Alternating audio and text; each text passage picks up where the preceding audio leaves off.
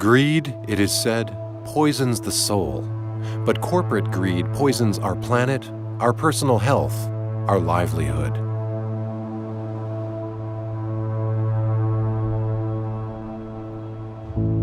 When I was growing up in the 90s, there was the Plastimet fire, which a lot of people remember in Hamilton. It was an active site. It was an active industrial site at the time, but there was a fire there that killed firefighters that in the end they got cancer from attending that site when it burned. We don't know the full impacts of that kind of disaster either. We don't know what kind of impact that has on the neighborhood. We don't know. 400 tons of plastic burned into the air, leaving firefighters breathing dozens of deadly toxins, including levels of hydrochloric acid so high it melted the metal off nearby fire trucks. 3 firefighters dead of massive heart failures. Another of an aggressive cancer found mostly in chimney sweeps of the Victorian era. 15 years later, the damage continues. It looks a little impassable. This is how I got to the site originally, and I didn't realize that I could have just walked onto it from the other end. But earlier this year, there was a discovery made by the current owners of the site. They were doing some work, and they knocked a hole through a wall inside the building in the basement.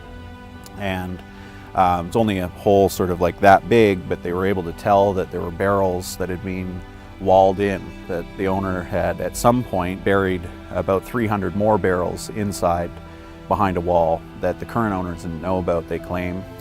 So the ministry has again put another order on the property for the current and past owners to participate in the cleanup. In the end, it is the taxpayer that is forced to pay for cleanup. It does make me furious that industry leaves behind their mess for the public to clean up. They leave behind their mess as a public liability, right? That it could be a danger to people, it could be, a problem for the neighborhood, but they've made their money and then they leave, right? And that's not just this site by any means. That's many industries in Hamilton, whether it's the steel companies leaving coal tar in the harbor that, again, the public has to pay the entire cost of cleaning up. It's one thing to have industry in a city, but it's another thing for them to just leave their problems behind for someone else to clean up. That's not quite fair, right? Corporate greed has always been with us, beginning as early as the late 1800s, when Domco, the British coal company, arrived in Cape Breton to exploit the land and its people. Child miners, forced to work 12 to 14-hour days, then dying of black lung disease by age 40.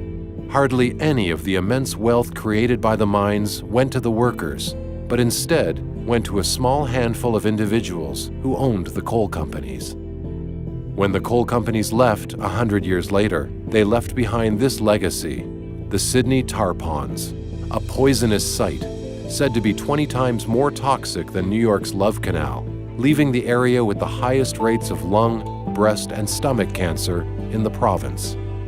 Cost of the cleanup? Hundreds of millions, all absorbed by the taxpayer. More than 100 years later, the tar sands project, so massive it is seen from space.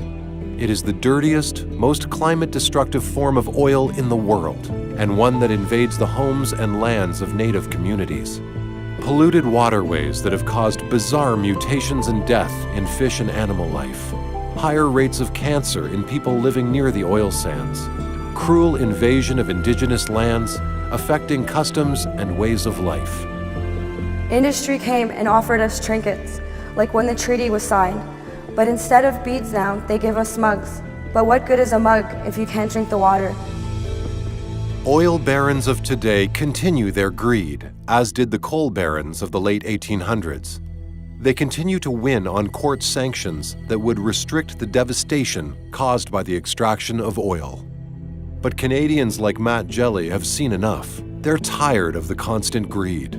They want justice. The Environmental Protection Act, I think, should be part of the criminal code. I think if somebody, impacts the environment or potentially, puts at risk people around them, that should be a criminal offense, right? It shouldn't be someone shielded by their numbered company or shielded by, the company they own. They should be personally accountable for those actions.